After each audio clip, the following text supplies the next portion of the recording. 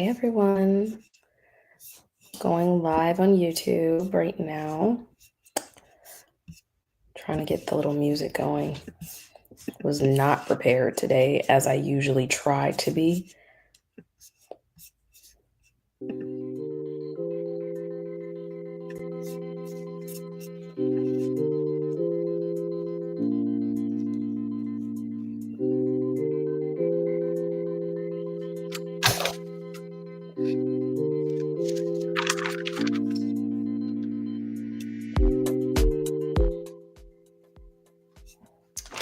So I'm gonna share with you guys some of the notes that I took this morning. It was quite a lot.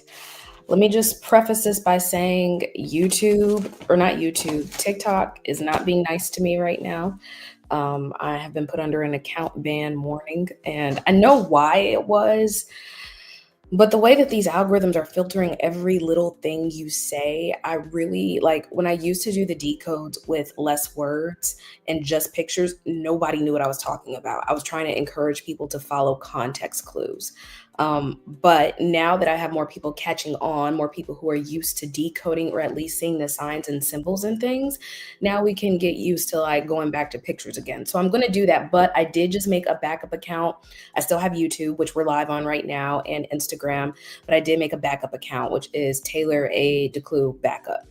So if you're looking for me on TikTok and for whatever reason my page goes missing and it's gone, I'm still on Instagram, still have tailoredhealingcollective.com, still on YouTube. So make sure to follow my backup page.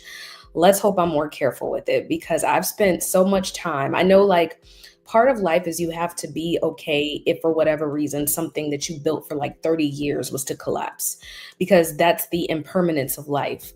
But at the same time, I'm like, I worked really hard to get to the following I have now, not because I need the people, but because the information is more readily passed on when you have a higher follower count. Now, mind you, I know that I have a lot of bots on each page, but still keep in mind, the way these algorithms are written. TikTok recently came up with some new terms and conditions, which include basically if you're speaking about anything that could be seen as conspiracy, they will remove it and you will be subject to account removal, banning, or anything along those lines. So, and even though we know that what I'm talking about is not conspiracy, it's only considered a conspiracy to people who are not backing it up with research, you still got to play the game.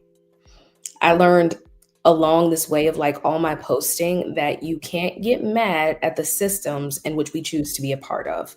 I know that TikTok is supposed to be freedom of speech. YouTube is supposed to be freedom of speech. But you got to remember, somebody still owns this algorithm. Somebody has corporatized it. They've made it with a controlling body with people who elect to be part of this system, which even though they say, here you go, here's this free app, you guys can share information, they can still block out certain things, which is why, you have the fight with the United States government and TikTok and purchasing it. So that's a lot. So I was watching a podcast yesterday. And the podcast was with the artist Grimes and I'll just call him a tech podcaster. His name is Alexi Friedman or Lex Friedman. If you've seen him on YouTube.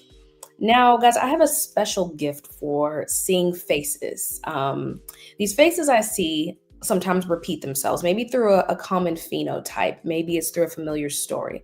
But as you know, Hollywood and its tricks, the things that you see, can repeat themselves in real life because they're being mirrored. Art imitates life imitates art.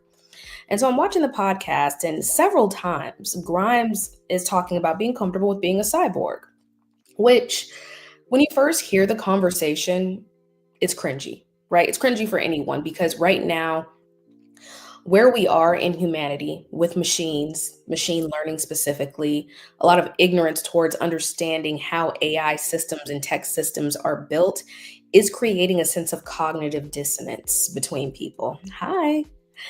And so because we don't have that awareness of how these systems work, how long they've actually been around, and how our own human mind operates, you hear someone talking about being a cyborg and you're looking at them like, are you okay, girl? But she's not the first one. A lot of people have said this. This has been a predictable future for quite a long time now. And so I can't speak on everything that the conversation was about because this is what got me an account ban, but I'm sure you can put two and two together if you've been following Elon Musk, especially since the presidential inauguration and some very controversial things he did there. But Grimes said a lot of things that stood out to me, and I've already done some decodes on her a while back, talking about.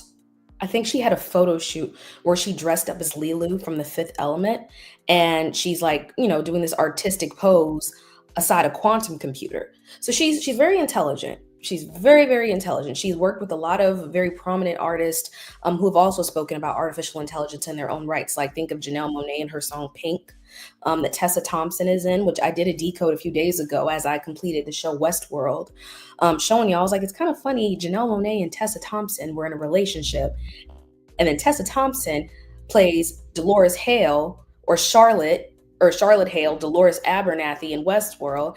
And then Janelle Monáe has a song called Cold War on her album The Archandroid that she released the same day as the actual beginning of the Cold War, which was all about what was going on during the North Atlantic Treaty Organization, what was going on with consciousness, the race to space. And so to bring it back to the conversation with Alexi Friedman, right? She says a few things that just like stick out to me. First, she mentions during the interview, and this is a long interview. The interview is about an hour and a half on YouTube if you want to go watch it. She speaks about knowing a little bit of Russian, which it clicks in my mind because I think of Russia when I think of the race to space. Also, I've had some content blocked in Russia too. Wonder why that is. But anyway, she speaks about knowing a little bit of Russian and how she's actually done some music work with a Russian band, I believe. And then, when I'm thinking about that and how that ties into the Cold War, mind control and things like that, I'm like, it's where she keeps bringing that up and she keeps saying cyborg. And it makes me think like how far human consciousness has gone to the brink to see and push our intelligence. And so, she says a lot of other things about like Blade Runner. And so I've never watched Alexi Friedman all the way through. I think I've seen his videos in passing on my algorithm, but I was like, let me look into this guy. Let me see who he is. First of all, when I scroll down through his YouTube videos, he's interviewed everybody from Donald Trump to Elon Musk. And I'm like, oh, so he's not just nobody. He's very prominent, at least in the YouTube world, when it comes to his particular podcast. Nobody just pulls Trump on a podcast. You got to have a little bit of clout, a little bit of pull. I look into him. Of course, he went to MIT, I believe, worked for Google, also had a hand in creating Tesla cars, which is, you don't need a driver. Think about how Google also just released Waymo, which is getting really popular in LA, I believe, right now. I don't know if they're doing it in New York, but I've seen it in LA, in the driverless vehicles. And so I'm like, what if this whole thing, allegedly, is not necessarily about vehicles? What if it's about the body vehicle and the soul vehicle? Studying how the brain works had to be like a huge part of his studies. And I've spoken about MIT before, like creating the Kerberos authentication program. He was known for a dissertation that he did on identity authentication. And I'm sitting here like, well, how did they get in a room together? And then I put two and two together. I'm like, well, she's Elon Musk's baby mother. And he's already interviewed her or interviewed him. And he rose to prominence because Elon Musk praised his paper. I'm like, oh, Russia, Cold War, technology. And it's like this huge mind matrix of all these different people, from artists to celebrities, who seem to all be telling a very, very similar story. So I start looking up like, how psychotronics work, which is the use of electromagnetic waves to influence hypnosis or suggestion. And when I'm looking at it, I'm like, oh, so that's what it is. Like when we're talking about a certain kind of control programming, it's about the influence of the mind and brain. And you would have to understand how neural synapses networks, operate in order to do that.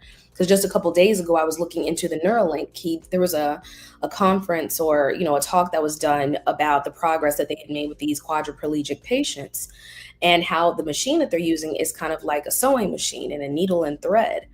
I'm like, well, essentially, it's like they're stitching or fabricating consciousness, through these machines. And so if someone is interviewing Grimes and Grimes is talking about being a cyborg, and many, many times Elon Musk is like, yeah, we're basically cyborgs.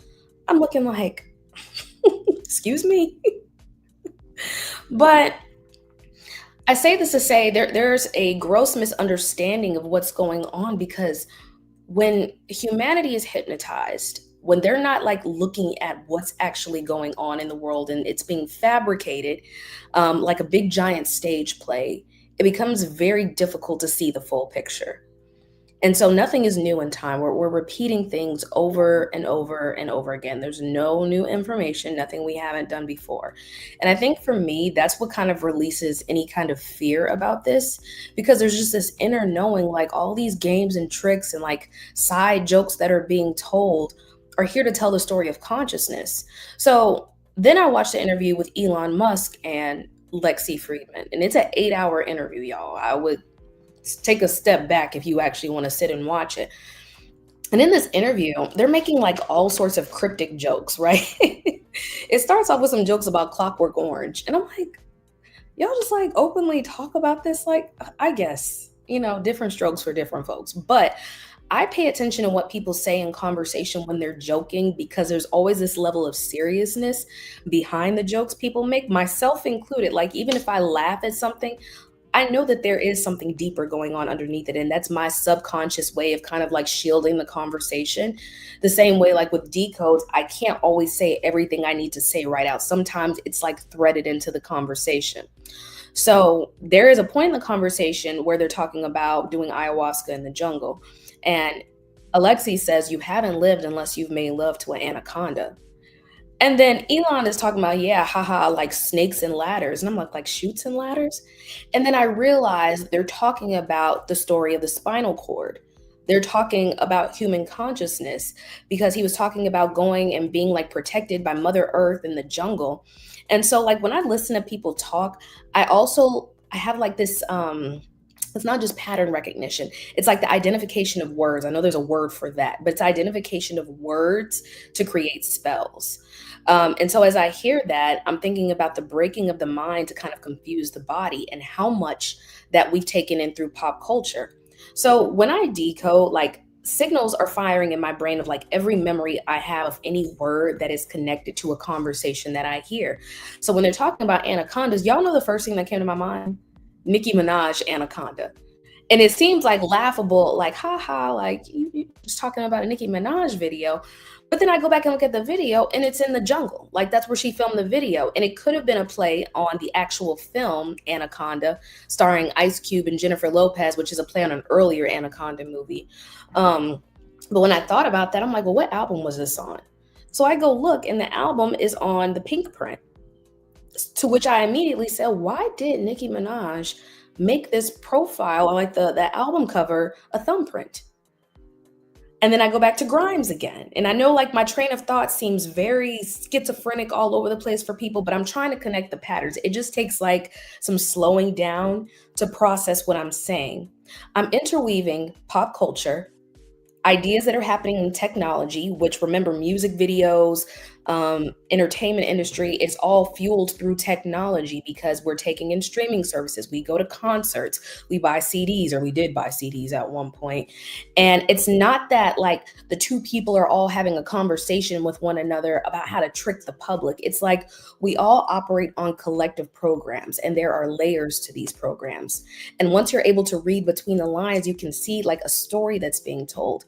So the anaconda, think about Kundalini being represented by a serpent, the rising snake. And then think about the inversion of that, because if you've seen the anaconda video, you know half of what you see is Nikki's ass, right? Think about inversion of that energy. Also with the Pink Print, think about how Nicki just got into it with Jay-Z, and then you have the Blueprint. So the Blueprint was released on 9/11/2001. The Pink Print, I think, wasn't released till 2016. It was also filmed at Jungle Studios. So you see how, like, when I make these connections, it helps develop a clearer story. It's investigative work at best. And I think like one of the main questions people have is like, well, what do you do with this?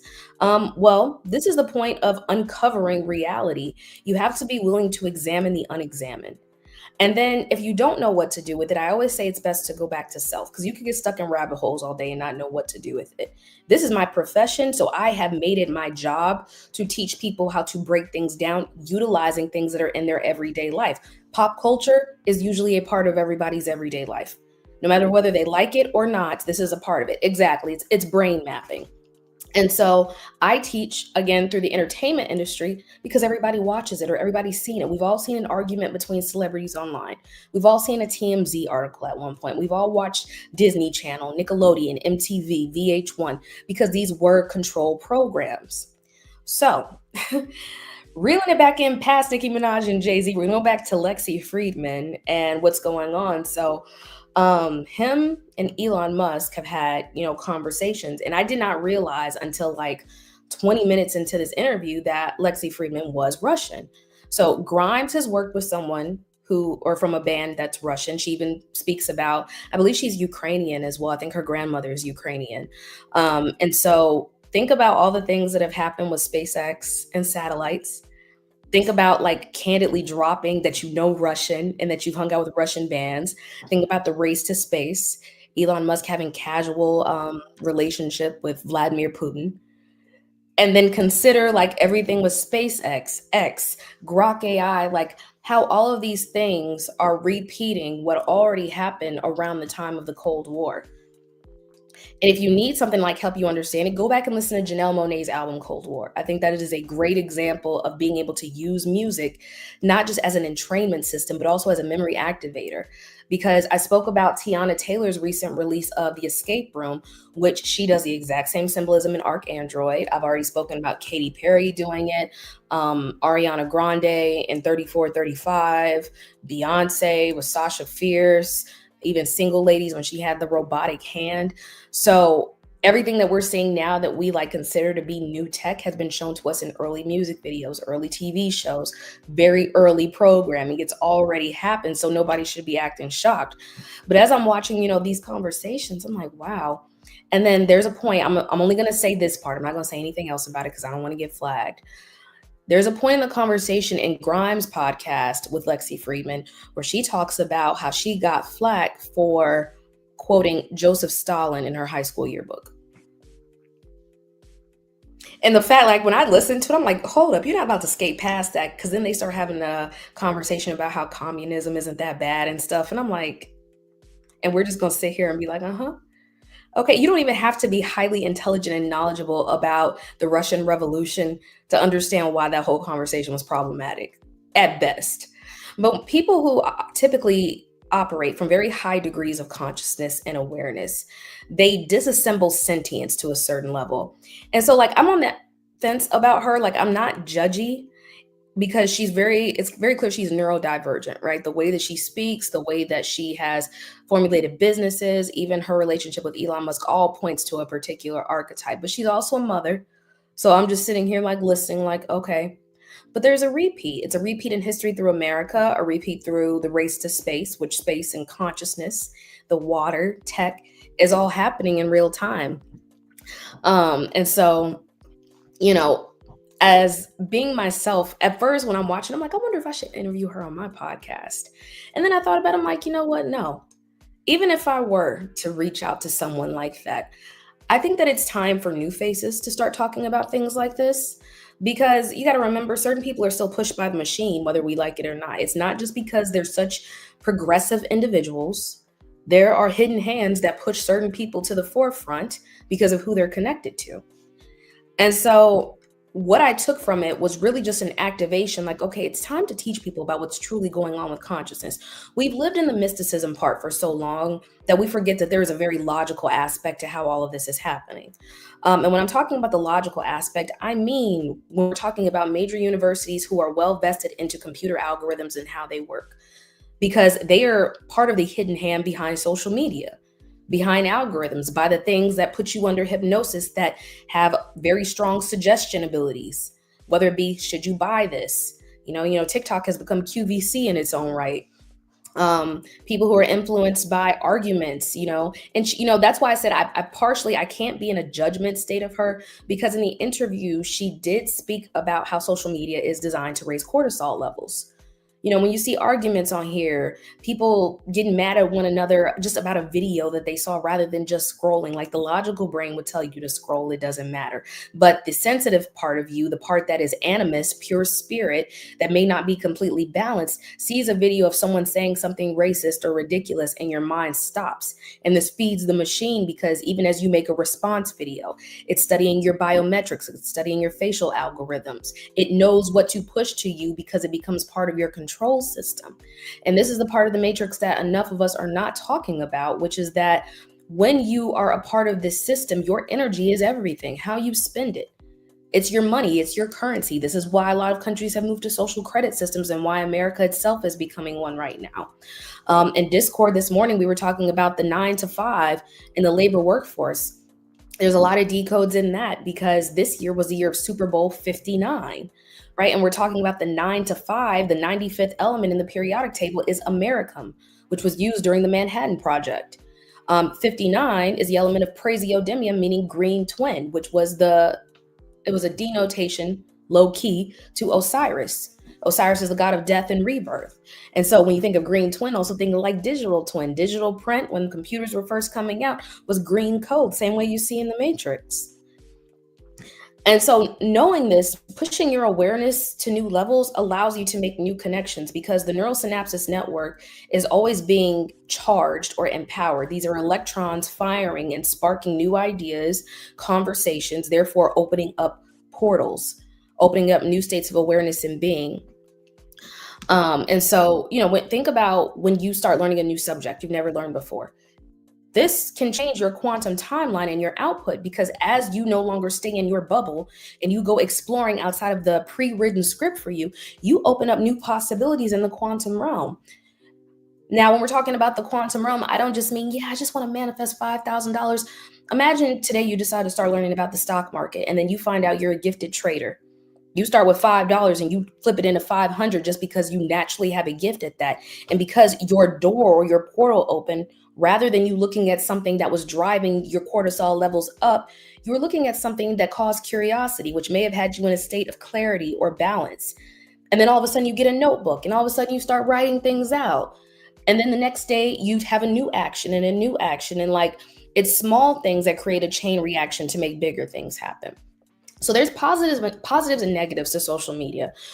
When you see the dark side, it will keep you there a lot of the time if you have not yet learned balance. Meaning if you see things, they're like, I just can't believe they're so evil. They're using these corporations to drain our energy. Yeah, that's one side of it. But once you're aware of it, maybe you start changing your spending habits. Maybe you get a VPN and you stop having everything public all the time. Maybe you start learning about decentralized organizations or form one of your own. I think when people start learning that they are being surveilled and they are being controlled, that's when the anger starts. Because now you realize you've been watched this entire time and you don't really have any control over it. So some people, they get upset about it and they're like, I just can't believe it. You don't even know who to protest because these systems run deeper than the ocean, literally. Someone on TikTok said, how is building my AI going? It's actually going very well. I took a break from cloning my voice back in February. Sorry to switch the conversation a little bit, but I want to answer the question. I took a break because I wasn't really sure what next steps I wanted to take. So I cloned my voice and I made this point yesterday because a lot of people are like, oh, hell no, I can't believe you cloning your voice. If you already know that these systems are using your face, they're already using your micro expressions, they're using your bank account statements, they're using your spending habits, your search history, you feel like you don't have any autonomy. And so because I understand that anything that I've already submitted online, including videos on TikTok, has already been put up for grabs by large language models, I'm like, well, the best thing I can do for me, because I know what I want long term, I know what I'm building, and I know I don't want to be on the internet forever. I need to create a system that can house the information in which I've gathered over the years, my own personal Akashic library, and I want to be able to give this back to people. But I also have a family to raise. I don't want to be online all the time.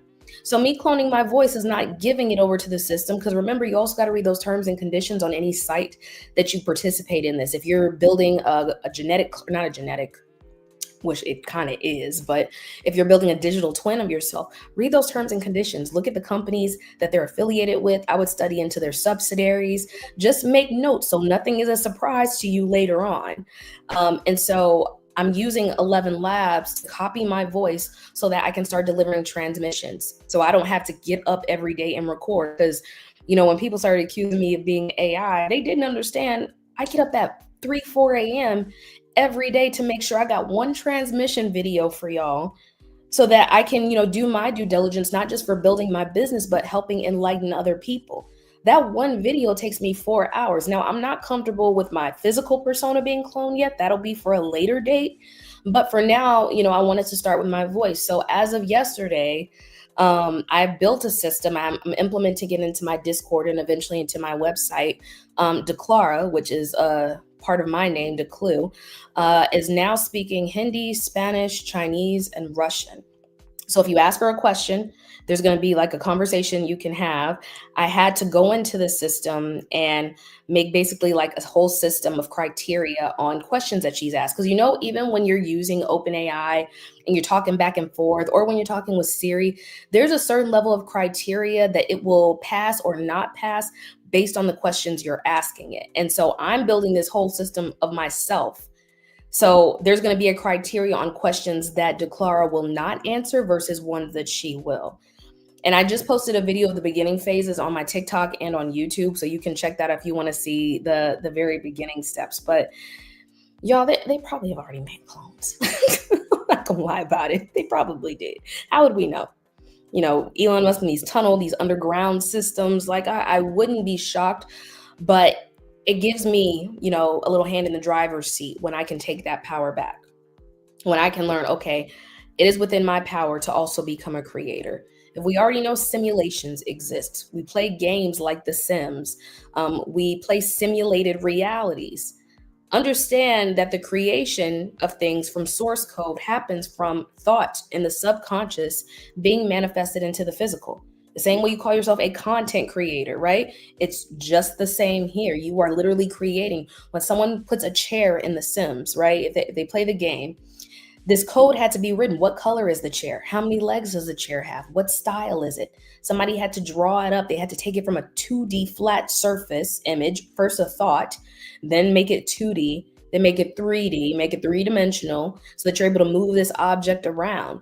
That takes writing code. And so the same ideas that you have are also code written into the system as well.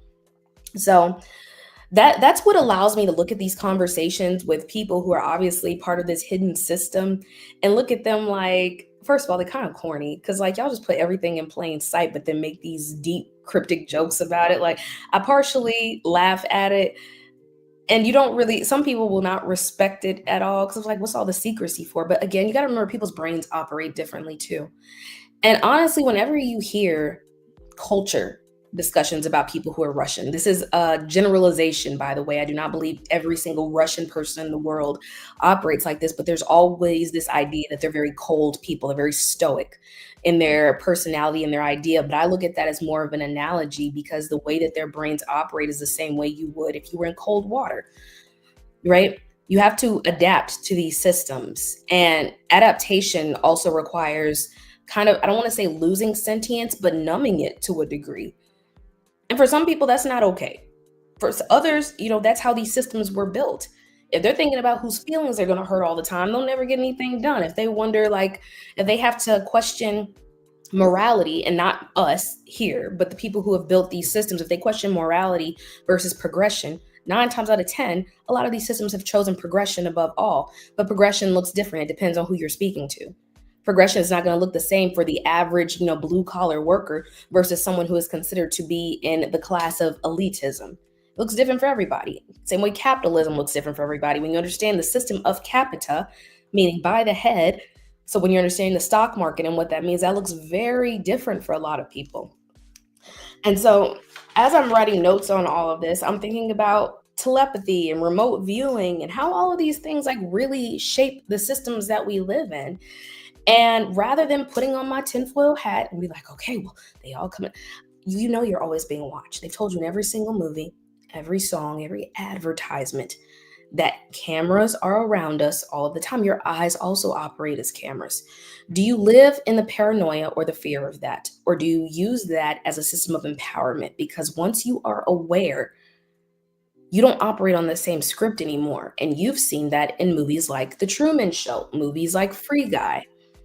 This changes how you view your reality. Are you still in the box or have you moved beyond that? I do enjoy the conversations because it teaches you a lot about how double agents work too. One of the things that I was also studying is Russian dolls, and Russian dolls were spoken about in the OA. If you've ever been familiar with that show, in season two, the main character, she enacts her hidden self, which is a Russian version of herself, one that lived on another timeline than her. And her captor, or her once captor, explains to her about things being hidden inside of one another, like an echo chamber of the universe. And so I believe everybody a few days ago in my live was talking about doppelgangers and twins, something that we're seeing right now. You have memories inside of other memories, if that makes sense. The same way when you were inside your womb, your mother's womb, she had memories of her own as she once lived inside of her mother's womb and her mother's womb. So we are seeds inside of seeds, growing information constantly. And this information is a replica, but it also goes through a process of evolution because as we gather more and repeat the cycles, humanity is usually pushed in different directions depending on where you live, your environment, the economy, and your background. Um, One of the things I also like found really, really interesting about influence specifically is how everybody wants to be a content creator or an influencer now. But I'm not sure that people know what that means when they say it because it only really became a prominent word, I feel like, around 2020. Even when you were like on YouTube or Instagram, you didn't necessarily always use the word influencer. I feel like it became more prominent around the time of quarantine. And so I wonder, do people realize what they're saying? If I want to be an influencer, what are you influencing? Are you influencing an idea? Are you influencing a behavior? Are you influencing a product? And through that, do you understand the consequences that come with that? And as I've said before, heavy is the head that wears the crown. So a lot of people, they want the crown of fame, they want of glory, but they don't understand that with that also comes opposition because there are going to be people who don't like you, people who don't understand what you're saying, people who will take your words and twist them and manipulate them. If you're not emotionally ready to create boundaries in your life that surround that, you get lost. And then you become subject to these other systems that are meant to break you, that are meant to keep you in the construct of, again, the 9 to 5, the trauma flooding, keeping you in a cocoon so that your identity can be rebuilt in the shape of the system.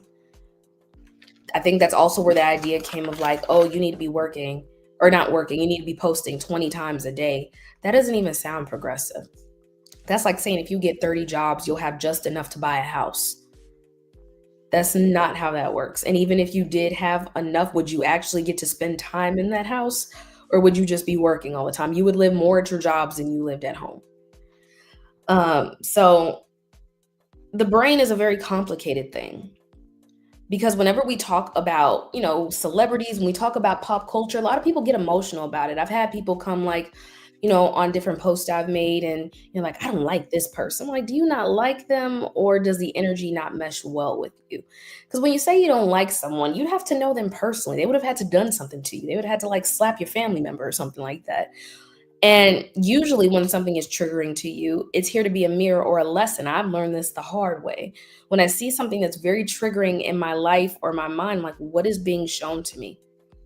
So upon coming across these decodes with Alexi Friedman, with Grimes, like there's a mirror being shown to me about counterintelligence, about motherhood, about previous wars that have gone on or conflicts that have been very challenging and a chance to rise in consciousness and understanding human behavior, human psychology, how our evolution is very dependent on the way that we see the world and dependent on the way that we give back in this world as well. It's happening every single day. So then it got me to somewhere interesting. I'm gonna share with you guys my notes moving forward. This is what really kind of like started taking me back earlier. So Elon was talking about our brains generating electrical systems. And remember, I said, just like Grimes, they keep coming in interviews saying, oh, well, we're cyborgs. We're cyborgs. And I'm just like, why do you keep saying that? Because if you say something enough times, eventually people will start to believe it. If you keep telling someone they're a cyborg over and over again, first, some people might get like the post apocalyptic human Blade Runner idea in their head and like, oh my God, yes. Which means they'd probably more be easier to influence to wear a pair of meta glasses or, maybe get a body part like a nubbin, the little Black Mirror thing, once it becomes FDA approved.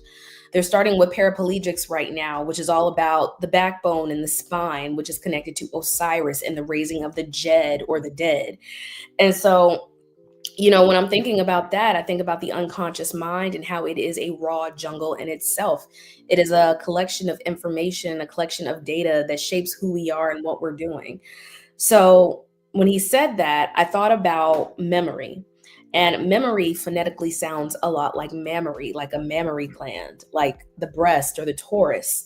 And so he was talking about when memory, aka RAM, so like RAM system in a computer is destroyed, it's gone forever. And I was like, that's interesting because when I think about a mammary gland and I think about milk, I think of milk as raw data. It's the first elixir of life that we're fed as babies if you're given that opportunity through your mother and breastfeeding. And I was like, well, interesting. He said RAM because then I'm thinking about Mars. Mars is RAM. Like if you cross it over, you invert it, you flip it. An M is a W, W is war is Mars, Mars is Ram. So a ram is a male sheep, and it actually comes from the genus Ovis Aries, which is why the sign of Aries is represented by the ram. And I actually just talked about that and made an interesting connection because y'all know McConan is going viral right now on TikTok. And I was like, why in the world is McConan going viral? We're going to go back into this conversation too. Mike, McCone has been gone for 10 years, and there are plenty of celebrities on TikTok. Why are they just now posting him? And he's been talking about working in a burger joint and how his life has just been shit since for the past 10 years. And so I started considering, well, his most popular song is called Tuesday. And Tuesday is represented by Mars, the god of war. I'm like, hold up, wait a minute. When I do decodes like that and I started finding numbers and words and symbols, I'm like, okay, so there's a collective story being told. He's talking about how he's had to work a 9 to 5 since his career wasn't successful. We're talking about the green twin, the resurrection of death. And so, of course, I look it up. What sign is McConan? An Aries, represented by the ram. And then I made another connection because some of the talk was about The Weeknd. My video that I had originally was saying, did The Weeknd destiny swap with McConan? I was like, it's possible they're alters. It's possible that they're alters of one another. I'm like, maybe that they were just a twin energy. That's another theory that I have. Because remember, The Weeknd did Hurry Up Tomorrow with Jenna Ortega. And Jenna Ortega plays Wednesday. So you got going up on a Tuesday and then you have Wednesday. And so they mirror a lot of the same energies. They also both have the name McConan. Abel, his middle name is McConan, as well as McConan's first name. So I was connecting all these things, and I was like, well, that takes me back to Elon Musk again, because he's always talking about going to Mars. And Mars is the red planet.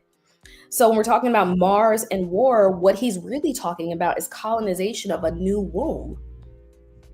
You like, how the fuck did you get that out of McConan? I don't know, guys. I just have a very fast brain. I can put millions of things together in 5 seconds that I have to slow down and make sense for people. But okay, let me slow it down. McConan is talking about work, 9 to 5, America, this whole system of Western colonization that ultimately is Westworld that we all live in. It's filtered through the algorithm of TikTok. Thanks. He's on the app TikTok, which is become very strong for pushing propaganda or things that are meant to influence people very, very strongly. Everybody's seeing him because they identify him with nostalgia. The world has changed drastically, but also as a direct replica of the early 2000s. I'm sure y'all have, even if you're on TikTok, you've seen that LaFleur is trending again. So think about like Lupe Fiasco, Bruno Mars, this particular style. So nostalgia is kind of also keeping people in this revert mode. They can't move forward because they're so stuck in the past. And the future has already been created. And during that time, we were told everything that was going on. Go back to like Black Eyed Peas and This Is the End, when they're like, nothing ever really changes, you never die. I believe Rihanna had that song Lemon with Pharrell, which it came from the album Nerd. Yeah, Nerd, or Nothing Ever Really Dies. Yeah, that's what that was called. So we've been given little hints and clues about what it is. So with McConan going viral at the same time, Drake has that battle going on with UMG. The weekend, outside of Hurry Up Tomorrow last year, he was posting cryptic stuff called This Is the End, or The End Is Near, which I guess was kind of like it was supposed to be about him releasing the alter ego of the weekend, which a lot of that symbolism he's been doing as of lately looks a lot like that. Like if y'all remember when he had those bandages on his face, he was doing like the blood rituals and stuff. There's a possibility the time of that altar is representative of a twin energy with McConan, because he's showing up while the weekend is saying his one particular area of his life is going to end. Also, if you remember, I didn't watch Hurry Up Tomorrow, but I looked at the plot, and Jenna Ortega plays a character named Anima, like animus, like spirit. And then again, she's playing Wednesday, which I don't know if y'all saw the recent poster for Wednesday that they put out, but she has her arms crossed like Osiris, which is also associated with Woden or Odin, which is Wednesday. Y'all can think of like Mr. Wednesday on American Gods. Remember how he was Shadow Moon's father? So a lot of like mythological allegories playing themselves out through social media, through pop stars, celebrities, and things like that. And they're like enacting the story, if it makes sense. Another thing that we shared in Discord and that I spoke about was McConan was talking about how he was working at a burger joint. The Weeknd actually just did a collaboration, I want to say a while back, with Monty Good Burger in California. And the way that I'm also able to pick apart algorithms is looking at the themes of movies. Good Burger 2 came out not too long ago, because I remember Astral Assassin Sophia had done some decodes on it, and it was about AI and tech. And if you've seen a picture of like the uniform from Keenan and Kel, it actually has the same stripes of like Mami Wata, if you've seen a picture of her too. So think about water and conscious energy, tech coming in, replacing it. Like these are all themes. Do they all know? Obviously not, because if they did, they would have either crashed out or they would have had the same conversations that I'm having. But I'm here to kind of like be a bridge between all this hidden knowledge and information so that you can start viewing it and like, oh, I'm not about to get filtered by this. I'm not about to get like hypnotized by what it's telling me, because people are going to see him like, I saw him on TikTok counting change. And then I saw him in an advertisement for a company called Still Life. And I'm like, which one is it? You said you didn't have any money and working at a burger joint, but now I see you in a commercial advertisement. Either it happened in 2.5 days or something is fishy here. It's not adding up right now. So we're realizing that a lot of what's pushed to us on social media is intentional. Does it mean that people have evil intentions? No. Because even when you're talking about like mind control and alters, they're not aware when it happens. That's the point. You're not supposed to know you're under mind control if you're under mind control. You're supposed to not know. It wouldn't work if that was the case. Do I know this for sure? Obviously not, but I do think it's some things to question. When you see it, question it. If you feel influenced by it, if you feel like emotionally tethered to whatever you're seeing on your social media feed, if you want to break the programming, you have to ask yourself, what are you being programmed by? What am I being programmed by? Why did my algorithm choose to show me this? Because I will tell you, I played around with the algorithm. You know how some people have discovered that if they get ready to take a picture of themselves on TikTok or their phone, it'll automatically assign you a song? When I was getting ready to post this picture of Alexi Friedman next to someone in history who has perfect gematria code ciphers to him, you know the song that they were going to post? In the House from 28 Days Later. And then another one of the suggestions was Mask Off by Future. So that lets me know even these algorithms aren't stupid. Why would you post Mask Off? Because if I was wrong, why that song? Because there's either the knowledge or the system is able to put together that there's this revealing of something because I'm showing numbers and words and pictures and codes, or there's something else there as well. So it makes you realize just how intelligent these systems are built, who they're being built by, what it requires in order to understand them. And then also it helps you empower yourself, because think about how many people are just running around on autopilot right now, not understanding what's going on, how it's happening.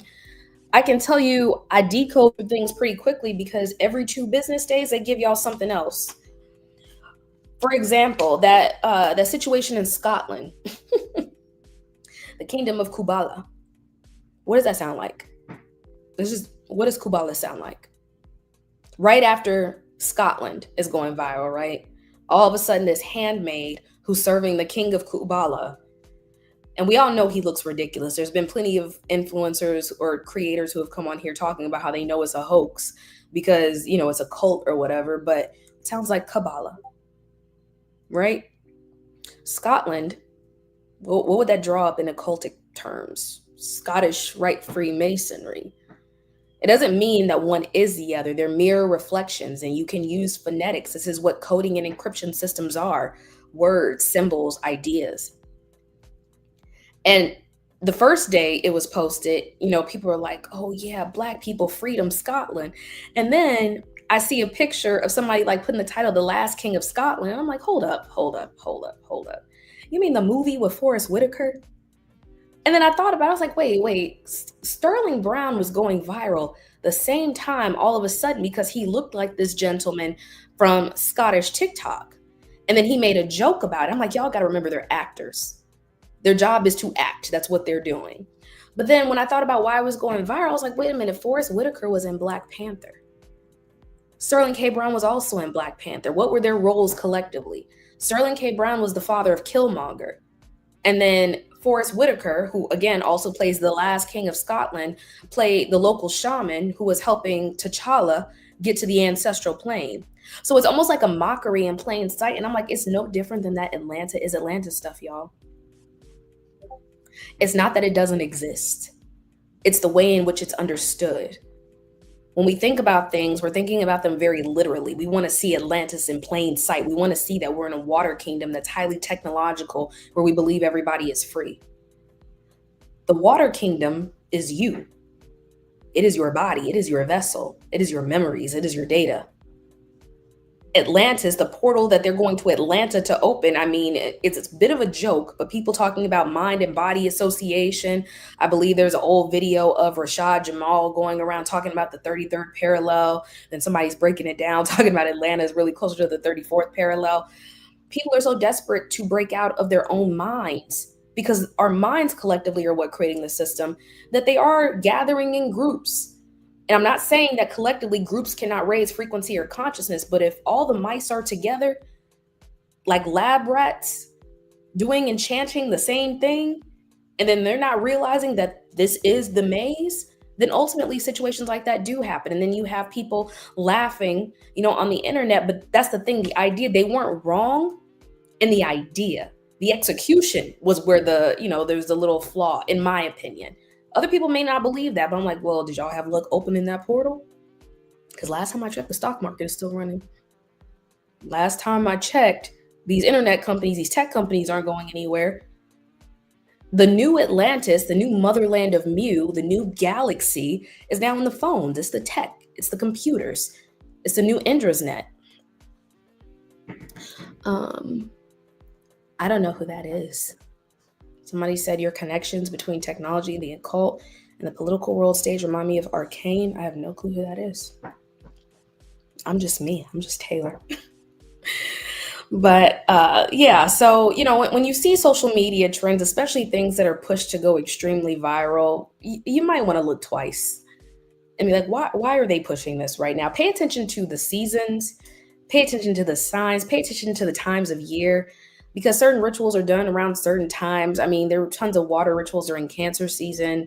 Right now we're in Virgo season, so I expect things to happen probably around next week, season of Yemaya and Oshun, the Nativity of Mary. There will probably be some feminine mother type of rituals going on.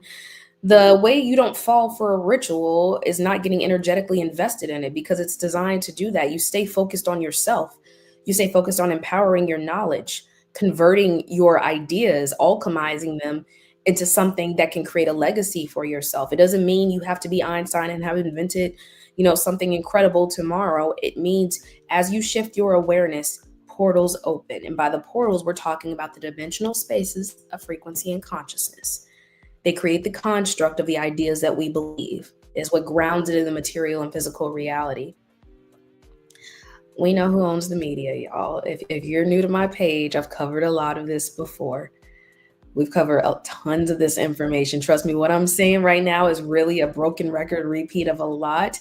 I'm just attempting to help, some more people who are new to the information take a look at pop culture, look around at the things that have happened. I've spoken before, even about like Netflix and Mark Randolph being a descendant of Sigmund Freud and Edward Bernays, who was the father of propaganda.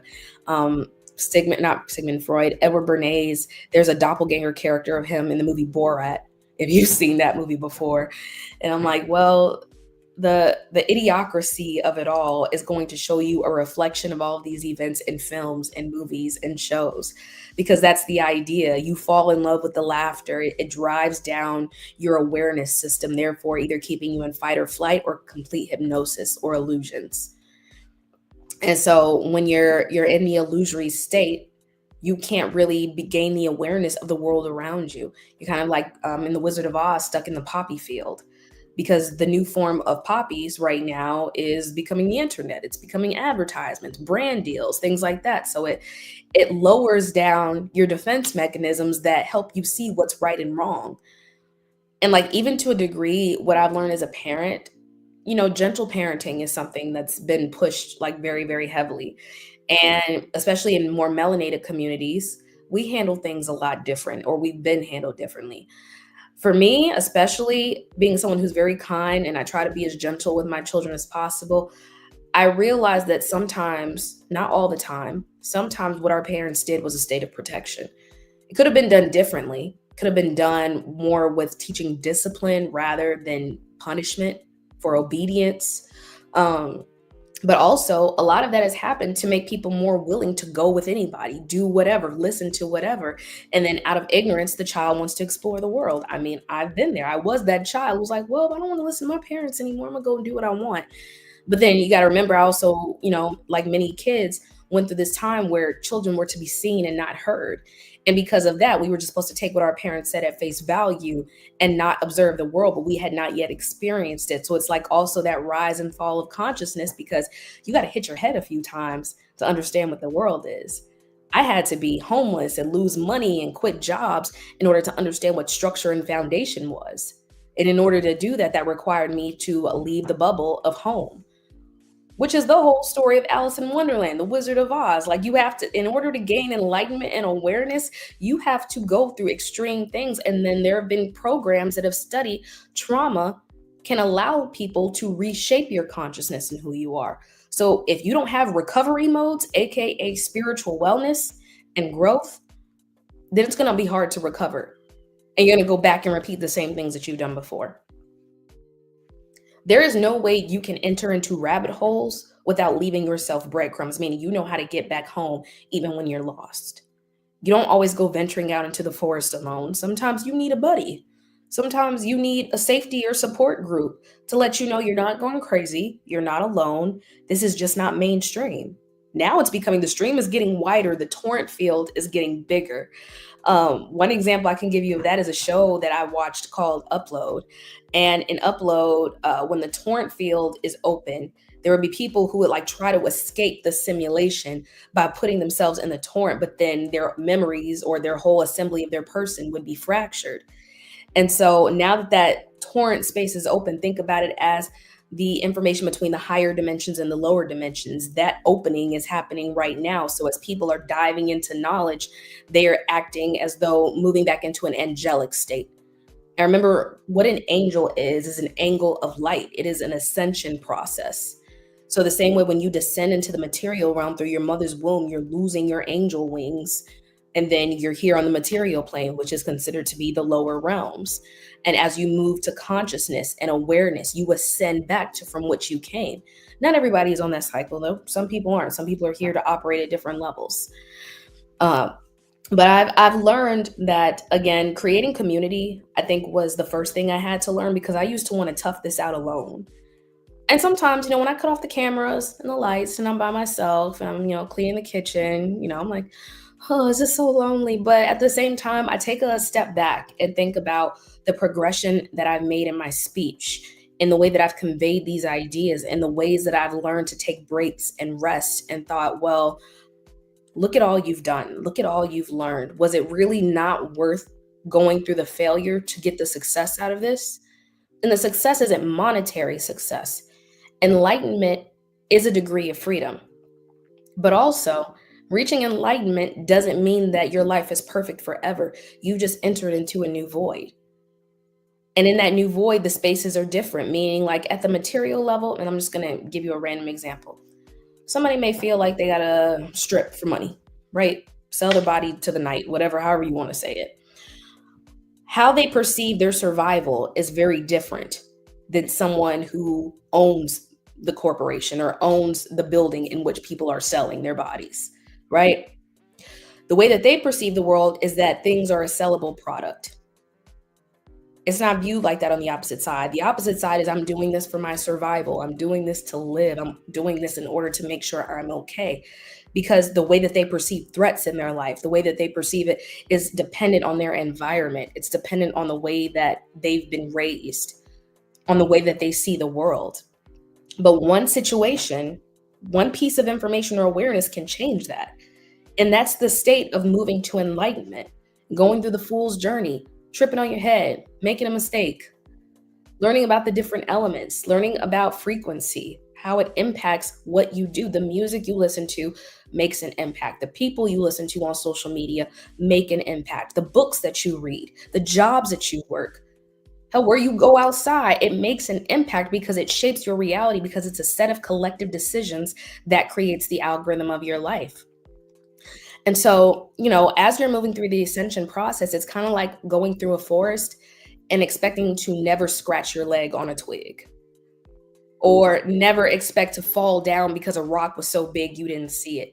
Your expectations of perfection to ascension have been molded by religion, by the idea that, oh, if you just do X, Y, and Z, you'll get to the pearly gates. That's not how that works. It always ends up religious on Sunday, y'all. Every Sunday. I try and I try and I try, and it always ends up with a religious reference, but it's almost necessary, and it's probably by design. I say it every week. Every Sunday I get on here anyway, but it has to be by design, because if you understand the systems that are constructed, you understand how to deconstruct them. They've built up this idea of heaven on earth, and what that is whole time. We're already living in what we consider to be hell. It's not somewhere you go after you close your eyes. It's where you go when you closing your eyes and you go in here. Huge difference. It's not somewhere where you open the key and all of a sudden all the doors are available to you. You're opening up the key to heaven, your left and right brain, in order to gain awareness and knowledge and know how powerful people actually are. I'm going to answer a few questions. Why do we experience more challenges after a spiritual awakening? I just answered that. The same way you would go out into a jungle, you think you're not going to hit your leg on a rock a few times. You think you're not going to forget to pack water every now and again until you become more of an experienced hiker or more of an experienced, explorer. No ascension process is ever promised by perfection. It's what you get in tune with after you see what the world is. Suffering is a part of the journey. Nobody wants to hear that part, though, because then they live in the suffering. There's more to it than that, but suffering has always been a part of enlightenment, because you have to see the dark in the world in order to gain the light. That's how we got here in the first place. Moving through our mother's womb, which was assumed to be darkness, which is really light, and then being born into the darkness, which is assumed to be light. Ascending back to where we came from by going within. This is the entire journey of where we are. So it's quite a lot, y'all. It's quite a lot, but it's not impossible for anyone. It's one step at a time. I know that the subject matter is very complicated, very dual in nature. It'll make you question a lot of things. Write your questions down.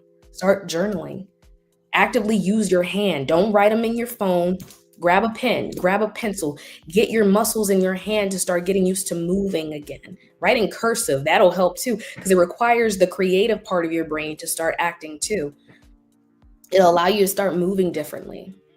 Okay, guys, real quick, while I'm here because I completely forgot to talk about this.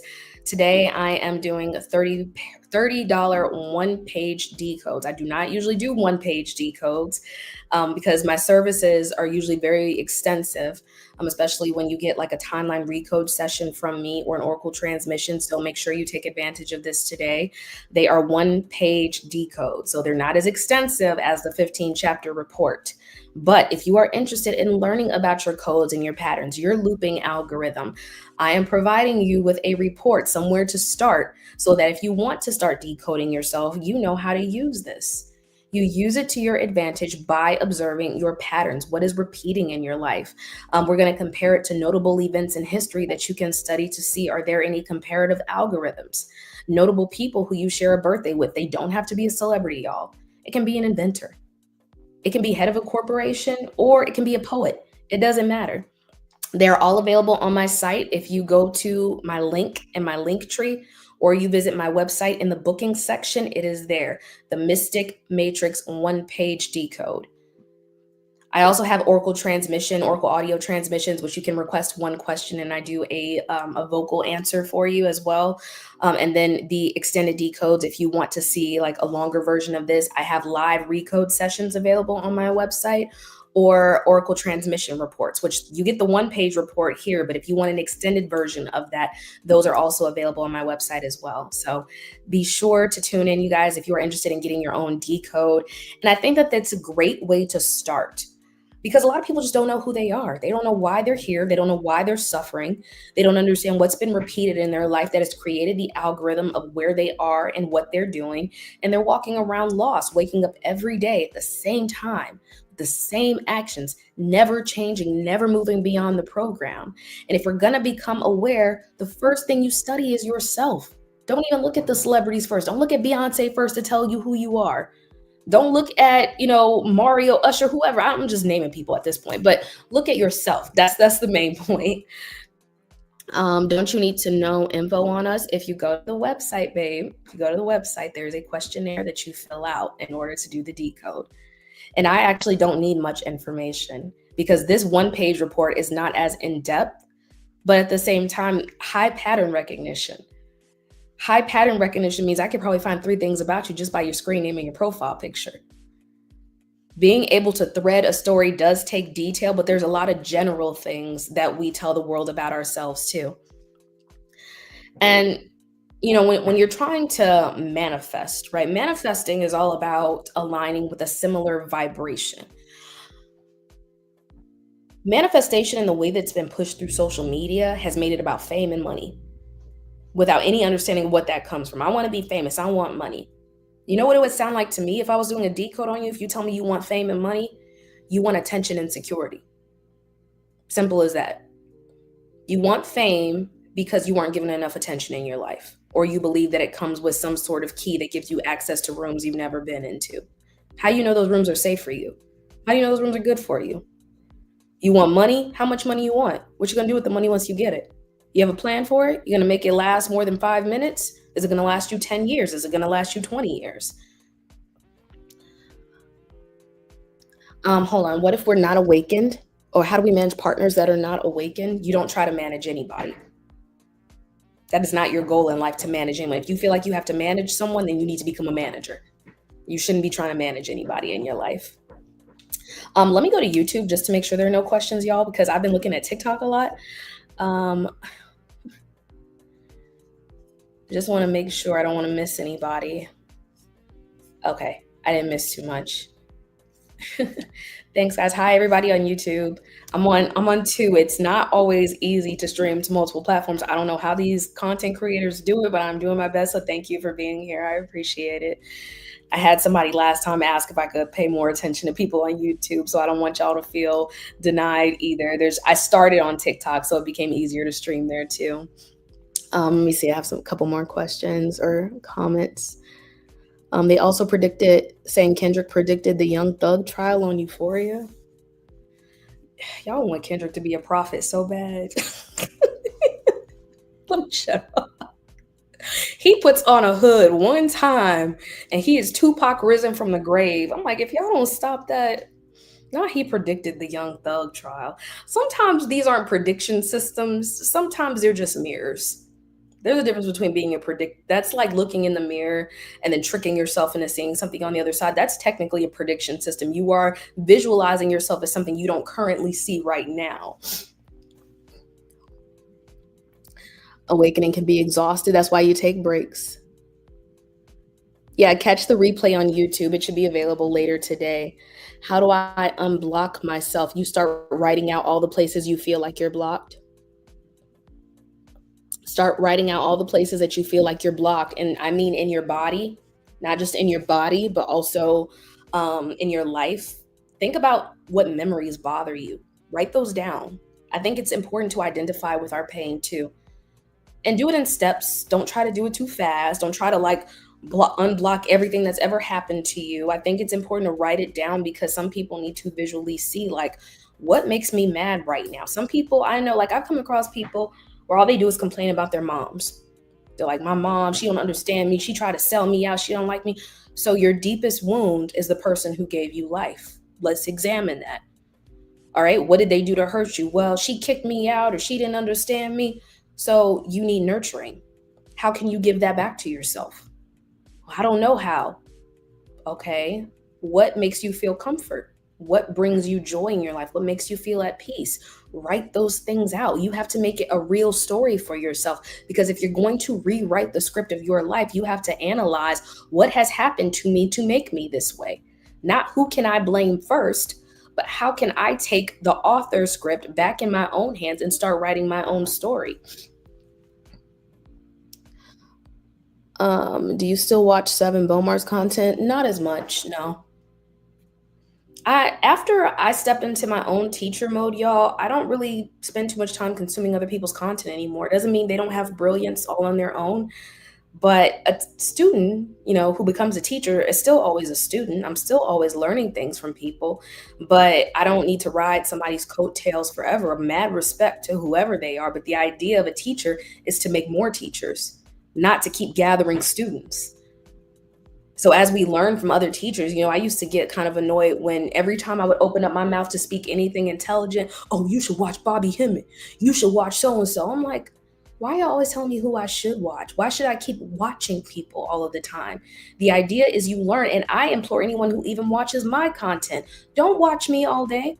Take the knowledge and then start your own.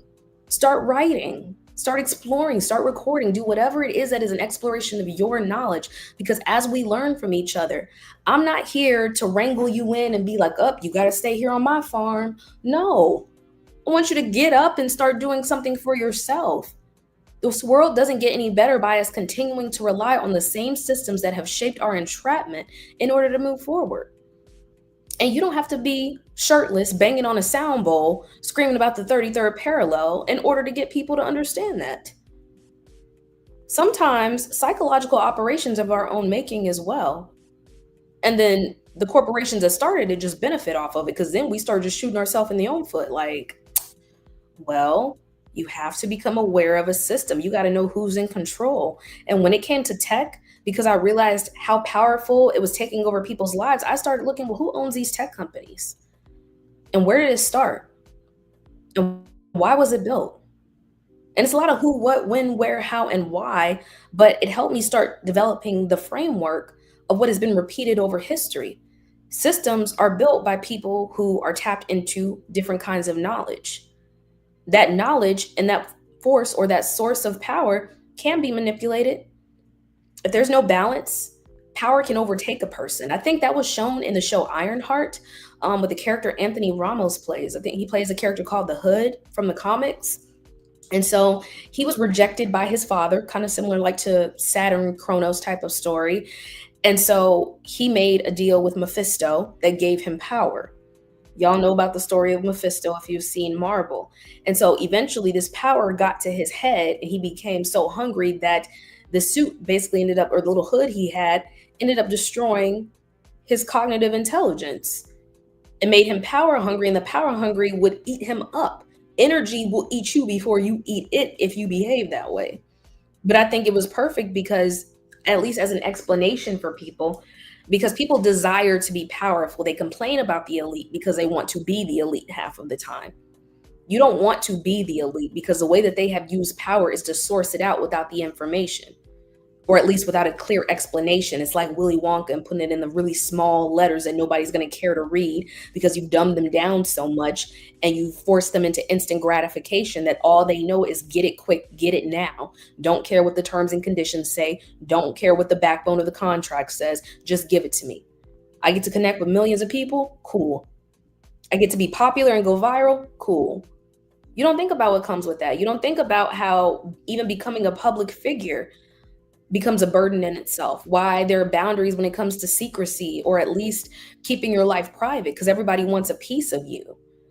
And it's only because they want to emulate you or become you, but you got to become your own person. Even in a world of program clones and bots, there is still the individuation process and the awareness of self. Alan Watts, Terrence McKenna had a hold on me. Yeah, I did. I think I listened to Alan Watts, Timothy O'Leary, Terrence McKenna really early on into my journey. And then I stopped because I think I stopped when they first started. Heard a lot of these talks they did talking about sacred medicine and seeing the Divine Mother. And then I had my first experience and then my second and my third. And I'm like, why is it that when they talk about this, it feels like so, oh my goodness, I saw the Divine Mother. And then I had a baby for the first time. And I was like, this is the same thing they were talking about, huh? But men can't experience that in the same way. Like they can't give birth. They could try, I guess, but they can't do it in that way. So they don't know that euphoric experience you have pushing human life into this world, which is something similar that the body goes in a more conscious way when undergoing sacred medicine experiences. And then when I got that, I'm like, oh, so it's really not that different. So I don't have to like keep watching the same talks and be like, yeah, he's tapped in. Like, yes, he's tapped in. But he's also tapped to something that's naturally within you. And so now you know, use your gifts. Use your gifts, because what else are you going to do? You don't go work for somebody else who's going to tell you your gifts are psychosis, that they're not worth it, that they're not going to give you any abundance. No, don't listen to that. Learn to listen to yourself. And I'm not saying don't have teachers. I've had amazing teachers who I still recommend to people to this day. But I always say, don't let that be your only teacher. Don't let that be the only lesson you learn in life. Learn from many people, but also learn from yourself, because your future self is also teaching your past self. Every time you open up a new door, you're teaching your old self, release this old programming to move into a new program.